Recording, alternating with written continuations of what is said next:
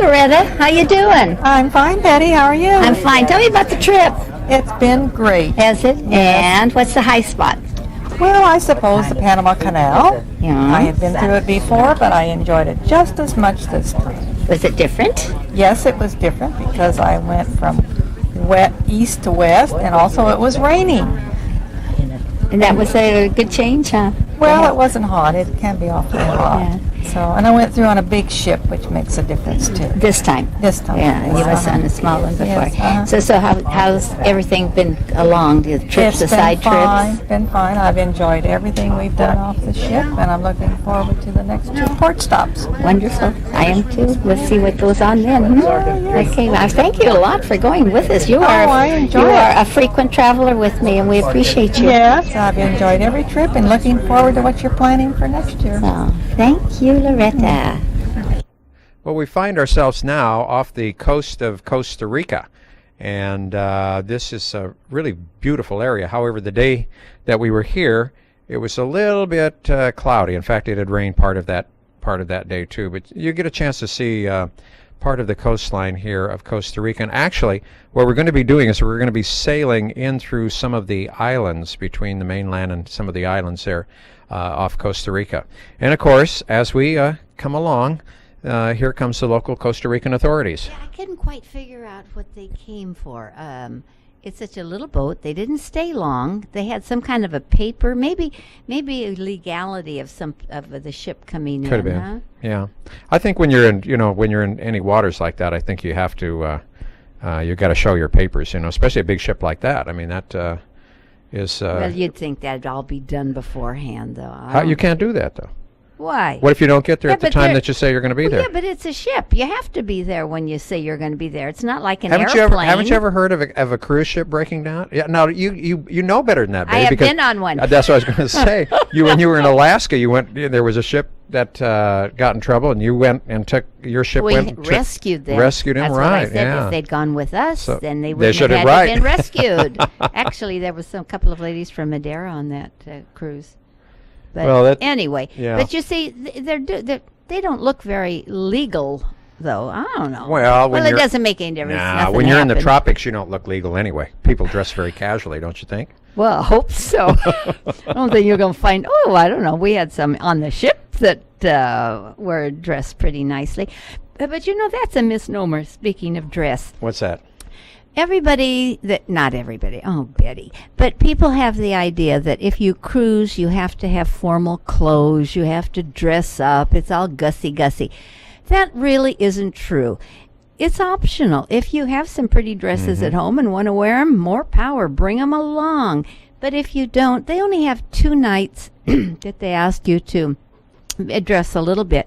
But all that means is if you wear your Sunday go-to-church dress or a party dress, not a formal attire. Well, I think that's nice. It used to be in the old days when you crossing the Atlantic, I think you had formal dress wear and all that sort of stuff. Of course, it was a different time. And of course, when you're traveling in areas like this, where the weather's so nice and warm, you don't want to dress up. No, well, the ship is air conditioned, and then it would be. It's just the evening, and it is fun to dress up. Sometimes, but not every night. I just don't want you to have the idea, or our viewers to have the idea that they have to be concerned about what they're going to bring on the trip, because it is not formal. No, not at all.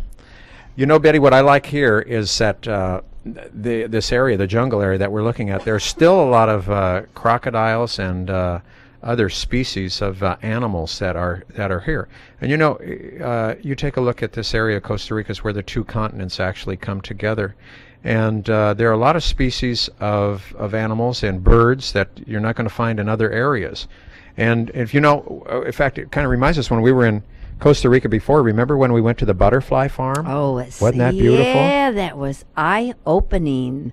All those little chrysalises that open up and and you could actually watch them pop out. And it was of a really butterfly. And you can see here this beautiful coastline, and the jungle just comes right down to the water's edge. It's really something. So we spent about 4 hours cruising the coast here of Costa Rica. Ahead and on the port side, or left-hand side of the ship, is the Osa Peninsula. For more than 31 miles, the Osa Peninsula just into the Pacific harbor. It is sculptured with picturesque beaches, rocky headlines, and is dissected by sterns and rivers, which cascade over volcanic cliffs on their way to the sea. The most majestic forests of this country cover the hills and line the valleys of this peninsula, and in many cases represent the last stronghold of nature and endangered animals and plants, which are so important here to the southern Pacific Costa Rica.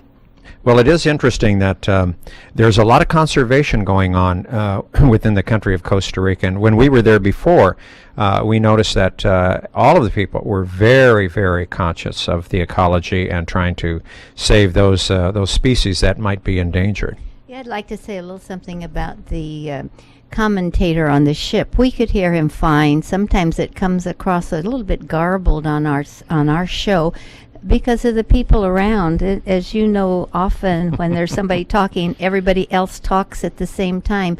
But it's most informative. You have someone full of knowledge about where we are and what we're seeing. That's the nice thing I know about Holland America. They always usually have a naturalist on the ship. So if we get into various interesting areas, and they'll come on over the PA system and give us information about that. And it's just really wonderful because there's so much that you can learn just by listening. But you're right. A lot of people are visiting and chatting and background.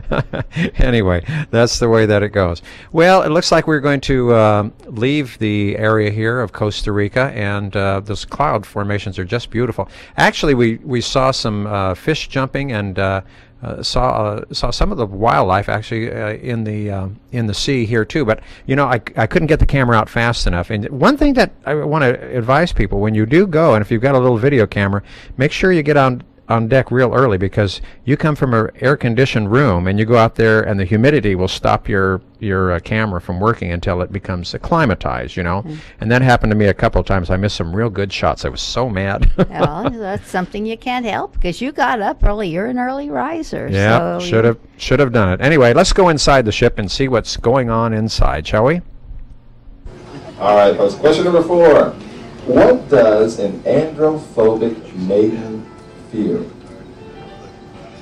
What does an androphobic maiden fear? What does an androphobic maiden fear? Well, I don't know what the answer to that one was, but that was a little quiz going on. You could win some prizes on that. But you see, that's the nice thing about being on a ship, because there's all kinds of activities you can participate in or not. That's true. Now, here was an activity that a lot of us did participate in. In fact, these are the alumni, and there were 2 different groups, and they did this by seating, because as you know, there's a first seating and a second seating on the ship for dinner. And so what they did is we were the first seating, and so we had a special little party here with the captain and with some of the crew. And this was for the alumni, people that have sailed before on Holland America. In fact, they actually were awarded a few different nice things, and the party was very, very nice. And so let's go inside and join with the music and have a little alumni fun.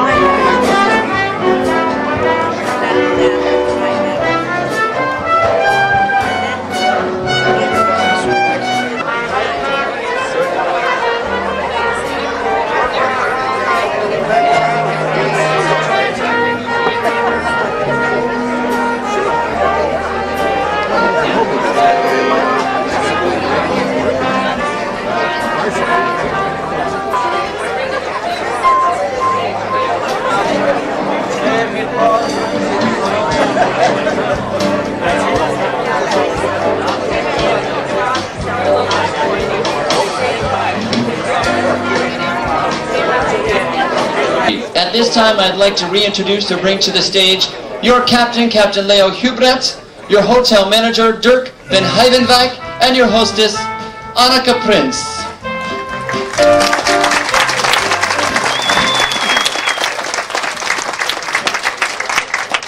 Good evening, ladies and gentlemen.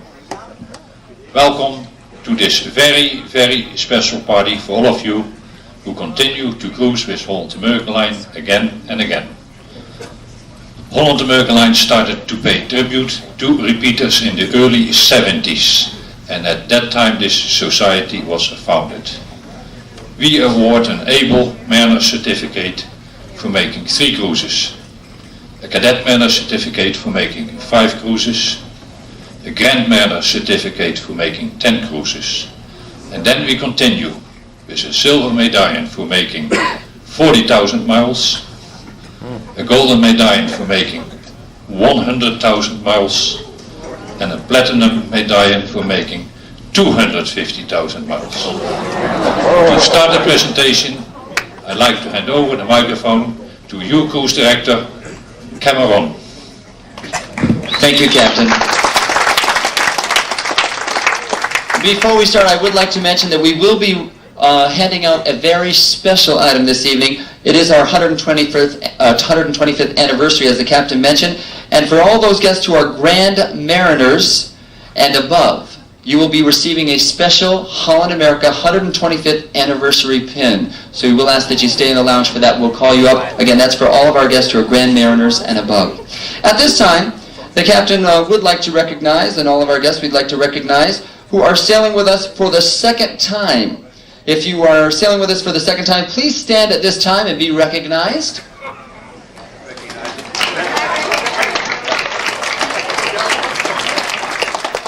And you will be receiving nothing. Not even cheap ships. But just one more cruise, and of course you will achieve the next level of our Able Mariner Certificate. We'd also like to recognize at this time all those guests who are sailing with us for the 3rd time. And we would have all those guests who are with us for the 3rd time to please be recognized. Please stand at this time, if you will.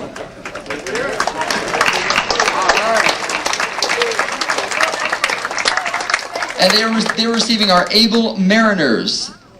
And as you can see, this is a lovely certificate. And as you can see, there's quite a few of these certificates. So this evening, rather than to bring you up one at a time, we will deliver these to your staterooms on board. Thank you very much. Welcome back. We'd also like to recognize those guests who are sailing with us for the 4th time and or already have their Able Mariner Certificate. Please stand at this time and be recognized. And you will also be receiving nothing, but just one more cruise, and of course you will receive our next level of Cadet Mariner. We'd also like to recognize all those guests who are sailing with us for the 5th time, and you have reached the status of Cadet Mariner. At this time, we will call you by name. We will ask that you come down here, and we will give you your certificates. At this time, with the following guests who have achieved 40,000 miles with Holland America, we will ask, as we call your name, to please make your way to the stage. Bernice Lewis. Bernice Lewis. Well, it's amazing to see how many miles a lot of these people have traveled, you know. And this was just the first seating, that there also was the second seating too. And I think of the second seating, I think there were 1 or 2 people that had achieved that 100,000 miles. I'm sure there were. You know, you look at this, even if you're not getting an award, the ambiance is really, really nice. They keep filling your glass with champagne or wine, whatever it is you want, orange juice, and it's just sort of a nice social affair to go to. And nice. then from here we went down to dinner. Right. And also, Betty will talk about it a little bit later on, but there are discounts for people that are alumni on Holland America, and we'll talk about that a little bit later. Those guests who are holding 100,000 mile medals. Any guests?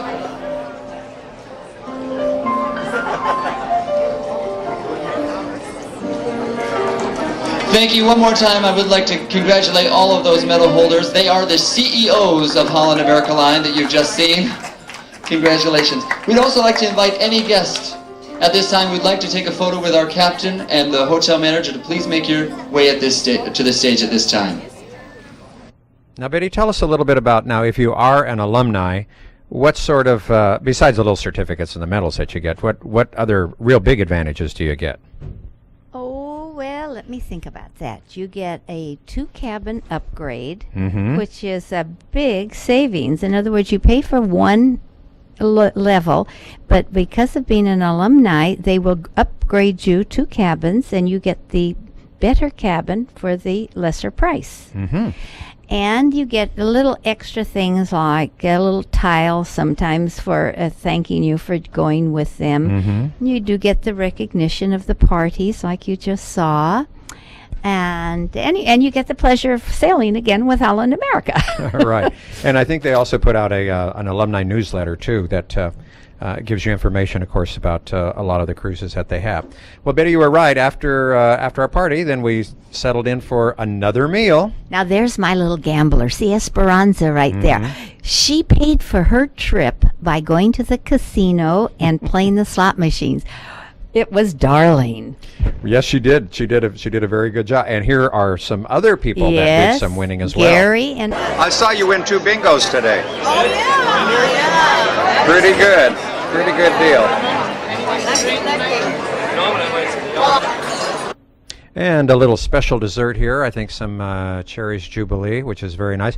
You know, this is what I liked about this. You see them preparing this for other people every now and then. I say, would you bring that over to our table, and we're going to have this for dessert tonight. Is that all right? Yeah. Oh, yes, of course. Yeah, and it's just wonderful, you know. But you can have that plus the Sure. other dessert. You can have anything you want. By the way, I have an apology for Anita. I cut her off. We know that Gary and Anita Rumwald, and we sort of cut her off. And I do thank both of you for traveling with us.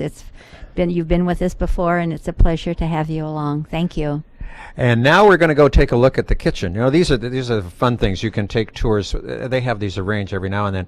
And their kitchen is very amazing to me because it is just whistle clean. Well, I mean, think just about- as yeah. clean as can be. You think how many they feed. And you know there is always food available.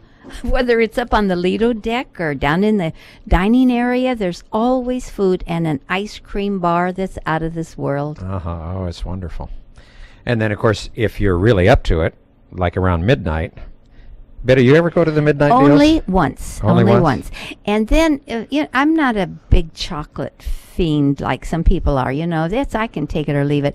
But, and then most of it is chocolate. Isn't that what it's called? The chocolate Yeah, there something or usually is other. one night that they And everything do is that, made right. out of chocolate. It's They wonderful. have violins. They have animals. It's just to go and see it is incredible. But to eat all that sweet stuff at 11:30 at night, forget it. I'm asleep. Well, you notice I didn't have any pictures of it on this particular cruise, so it tells you who went to bed early. Well, it's a full day. If Yeah. you take advantage, too, of the athletic programs that they have, and you do the promenade walk and you do all of that, and with the fresh air, oh, man, you're tired. Right. Of course, and then you sit in the chair out on the deck. What do you call them? A chair? It's not a chair. But Lounge there's chairs or deck lounge- chairs? Deck chairs, Deck chairs, okay. right. And then you have your book and you're breathing all that, and pretty soon the book goes down and the eyes close and you come to again. Greatest way to relax. The greatest way to Yes. relax is on the water. It really is. So speaking about that, though, when are we going back to the Panama Canal? Going to do this trip again? We go April the 3rd, 1999. And it's not too early to book your cabins now. In fact, you have got quite a few cabins already booked, don't Oh you? yeah, Betty? yeah, and I'm happy about it. A lot of my people that have gone with us before, not to the Panama Canal, but on other trips, will be along, and it's so fun when you have your family go along with you. No, that is. And so if you are interested in the trip, we'll give you the number at the end of the program so that you could give Betty a call, because the cabins do go very fast, and they go, you think, well, that's way off into next year, but they book very, very fast. And of course, the Panama Canal is a very, very popular trip, and we can see why. Especially now too, since we know that Panama goes back or takes over the canal again. We're still have authority in there, but it is now going to belong to the Panamanians. Right. So I think people have that in mind, and they think, well, we better go while the going's good. We're going to go out here on the Lido deck as we are right now, and I can see that you gals are having a little bit of ice cream, but we want to talk about the ice sculptures. For you, weigh 300 pounds each. They are 40 inches in height and 18 inches in width. Now these are not made on board here, as many people tend to think, but they are purchased ashore from an ice company ashore. And in our case, we did debark those pieces of ice in Tampa. Typically, we will use 20 blocks of ice for a 7-day cruise. And for those guests, and for those of you that are going all the way through up to Vancouver, we'll just take 3 times that amount, so we have about 60 blocks of ice. And it looks like you're going to be swimming in ice water lately. The most ideal carving temperature is 15 to 20 degrees Fahrenheit. And obviously we cannot take advantage of those temperatures. So you won't see us carving these blocks of ice out here every day. Typically they are done down by the freezers, where again that temperature is a little bit more conducive to ice carving. Now, when these gentlemen are finished again, we will invite everyone up for an up-close and personal look at the final result. And then what they're going to do is they're going to take the ice. Well, they take the ice carvings and they put them back down in the freezer so that they can use them for the dinners. But now we have arrived in Huatulco. And so we're going to dock here, of course, as you can see, and we're going to get off the ship and we're going to take a little trip. We're going to go into Antigua and also to Guatemala City.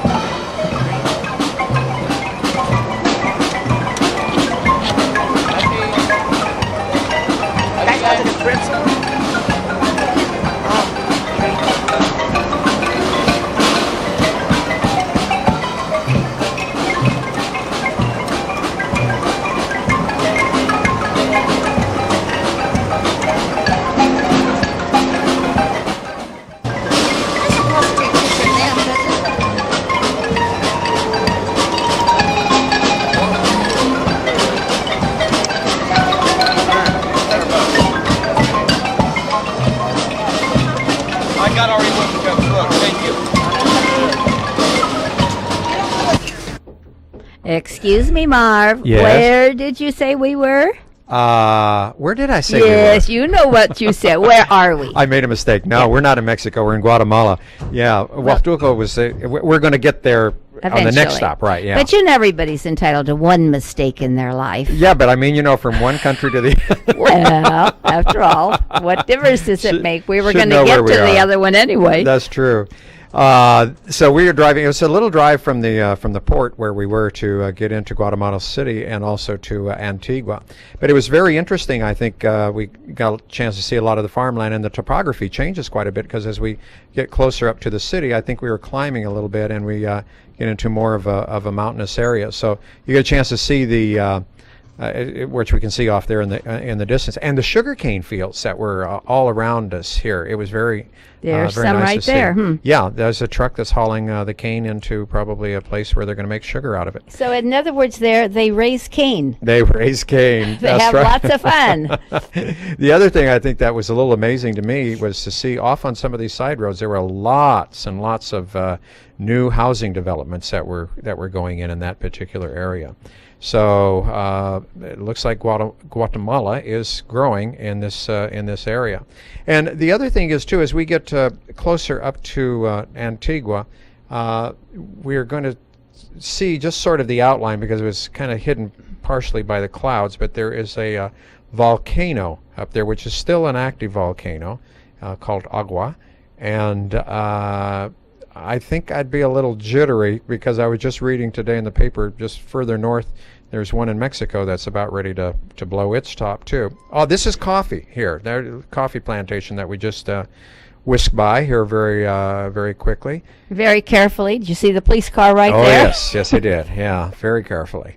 So we make our way now into the central part of the country here to Guatemala City. I mean, I don't know why I'm having such a terrible time saying that today. But Well, you just got your new teeth, and that's what's doing maybe it. that's it. When you buy those store-bought teeth, you've got to get used to them, I guess. Just kidding. Just kidding. No, I've got some crown work going on Yeah. here. That may be it. I don't know. But we can see that these highways are wonderful highways here as we get closer into the city area. You know, I made a remark about driving carefully because of the police car there, and I shouldn't do things like that because we have excellent drivers always, and they do drive with caution. So that was just something I threw out.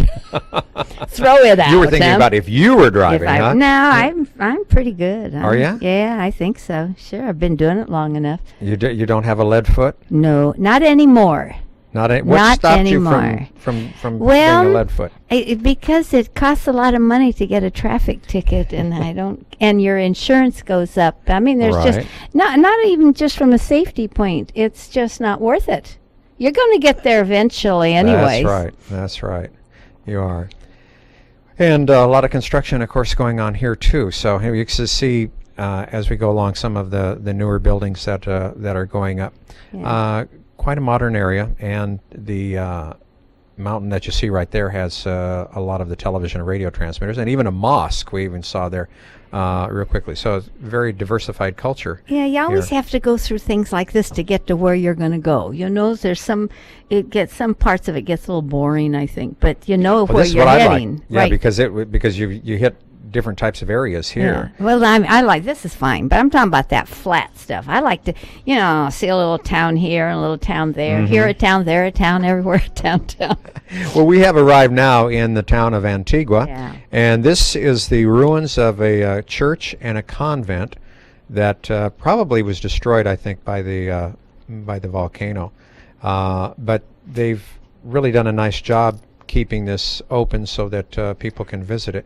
And of course the beautiful bougainvillea that you see just Wasn't it almost something? everywhere. We didn't have a guide here to explain what we Well, were as you can seeing. see, this is the convent of Recollection. It was built 1710, I think it said there. Yeah. And now that is not there for effect, that lady. That is an actuality. That's right. I was trying to get a few still shots right here so we could see some of the beautiful costume wear And that the some of these people. ladies are wearing. Oh, they're very nice. And of course, there's another Now- outdoor market. This is where I'm happy. This I is where you're love the happy. markets. I really do.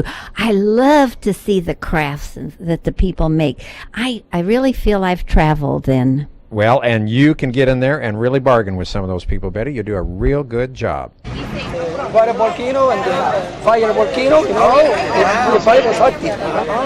What is this volcano that's right It's a water, it's the water in front. The water volcano, and a fire and Acatenango, 3 different volcanoes.